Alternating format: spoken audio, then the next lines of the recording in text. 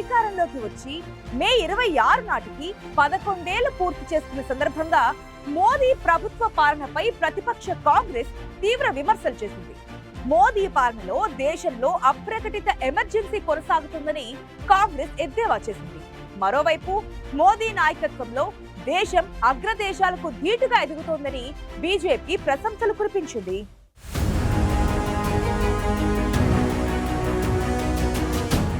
నరేంద్ర మోదీ ప్రధానమంత్రిగా మే 26 నాటికి 11 ఏళ్లు పూర్తి చేసుకున్న సందర్భంగా భారతీయ జనతా పార్టీ మోదీ నాయకత్వ పటిమను కొనియాడింది. ప్రధానిగా మోదీ పదవీకాలం దేశాన్ని బలోపేతం చేసే అనేక అద్భుత విధానాలు, వ్యూహాత్మక చర్యలతో నిండిందని, ఎన్నో విషయాల్లో గొప్ప చొరవ చూపిందని బీజేపీ పేర్కొంది. 11 సంవత్సరాల క్రితం 2014లో మే 26న మోదీ తొలిసారి ప్రధానిగా పదవి స్వీకార ప్రమాణం చేశారు. రెండో దఫా 2019 మే 30న, మూడోసారి గతేడాది జూన్ 9న ప్రధానిగా మోదీ బాధ్యతలు చేపట్టారు. 2014 మే 26 నుంచి ఇప్పటి వరకు మోదీ పాలన నిరాటంకంగా కొనసాగుతోంది. అప్రతిహాసంగా దోసుకెడుతున్న మోదీ పాలన 11 ఏళ్లు పూర్తి చేసుకుంది. భారతదేశం మొట్టమొదటి ప్రధాని జవహర్లాల్ నెహ్రూ, ఇందిరాగాంధీల తర్వాత అత్యధిక కాలం భారతదేశానికి సేవలందించిన ప్రధానిగా నరేంద్ర మోదీ పేరు చిరస్థాయిగా నిలిచిపోనుంది.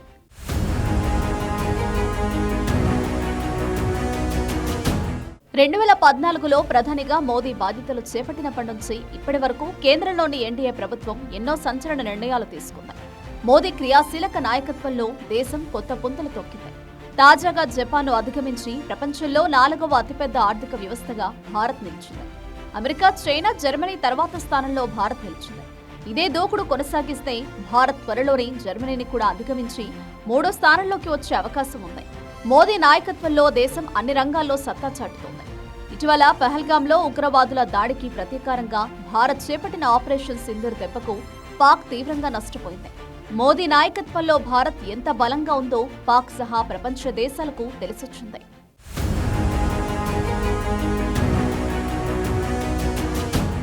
మోదీ ప్రభుత్వం మౌలిక సదుపాయాల అభివృద్ధి, డిజిటల్ పరివర్తన, వ్యాపార సౌలభ్యానికి ఎంతో ప్రాధాన్యతనిచ్చింది. దేశంలో స్మార్ట్ సిటీలు, రైలు మార్గాల కనెక్టివిటీ, వేగవంతమైన విస్తరణ వంటివి భారత్ స్థాయిని పెంచడంలో దోహదపడ్డాయి.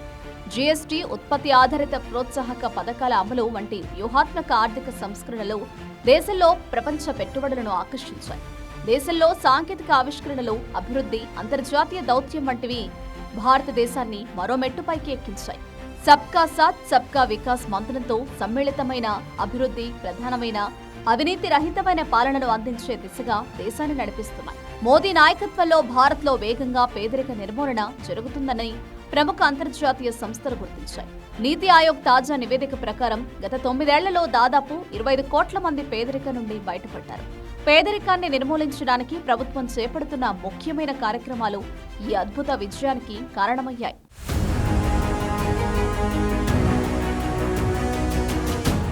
దేశంలో విద్యుత్ సరఫరా లేని 18,000 గ్రామాలకు మోదీ ప్రభుత్వం విద్యుత్ సౌకర్యం కల్పించింది. 2014 నుంచి 2024 మధ్యకాలంలో ప్రధానమంత్రి ఆవాస్ యోజన కింద 4.2 కోట్లకు పైగా ఇళ్లు నిర్మించారు. 2019 తాత్కాలిక బడ్జెట్ సందర్భంగా రైతులకు ప్రధానమంత్రి కిసాన్ సమ్మాన్ నిధి అనే ద్రవ్య ప్రోత్సాహకాన్ని ప్రకటించారు.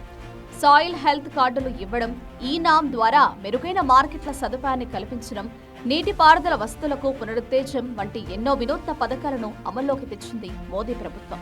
నీటి వనరుల కోసం కొత్తగా జలశక్తి మంత్రిత్వ శాఖను ఏర్పాటు చేశారు. 2014 అక్టోబర్ 2న జాతిపిత మహాత్మాగాంధీ జయంతిని పురస్కరించుకుని స్వచ్ఛత కోసం స్వచ్ఛ భారత్ పేరిట ప్రజా ఉద్యమానికి ప్రధానమంత్రి మోదీ శ్రీకారం చుట్టారు. స్వచ్ఛ భారత్ కారణంగా పారిశుద్ధ్య కవరేజీ 2014లో 38% నుంచి 2019లో 100%కి పెరిగింది. స్వచ్ఛ భారత్ కార్యక్రమాన్ని ప్రపంచ ఆరోగ్య సంస్థ కూడా ప్రశంసించింది.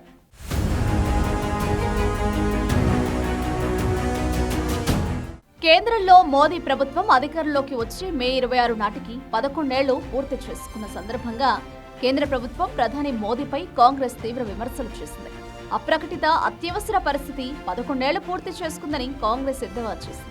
అంతేకాదు, మోదీ అచ్చేదిన్ వాగ్దానం పీడకలగా మిగిలిపోయిందని విమర్శించింది. గత 11 ఏళ్లుగా 140 కోట్ల మంది ప్రజలు మోదీ పాలన వల్ల ఇబ్బంది పడుతున్నారని కాంగ్రెస్ చీఫ్ మల్లికార్జున ఖర్గే ఆరోపించారు.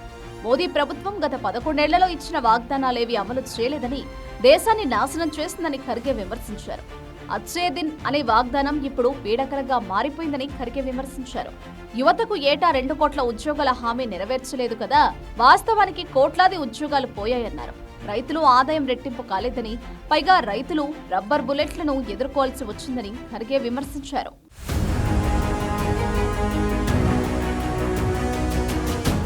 మోదీ ప్రభుత్వ పాలనలో చట్టసభల్లో మహిళలకు రిజర్వేషన్లు అమలు కాలేదని, వారికి దేశంలో భద్రతే లేదని ఖర్గే విమర్శించారు. ఓబీసీ, ఎస్సీ, ఎస్టీ మైనారిటీలపై భయంకరమైన దాడులు జరుగుతున్నాయని ఖర్గే మండిపడ్డారు. దేశ ఆర్థిక వ్యవస్థ బాగాలేదని పేర్కొన్న ఖర్గే ద్రవ్యోల్బణం గరిష్ట స్థాయికి చేరుకుందని మండిపడ్డారు. దేశంలో నిరుద్యోగం పెరిగిపోయిందని, కేంద్రం ఉద్యోగాల కల్పనలో విఫలమైందని ఖర్గే పేర్కొన్నారు.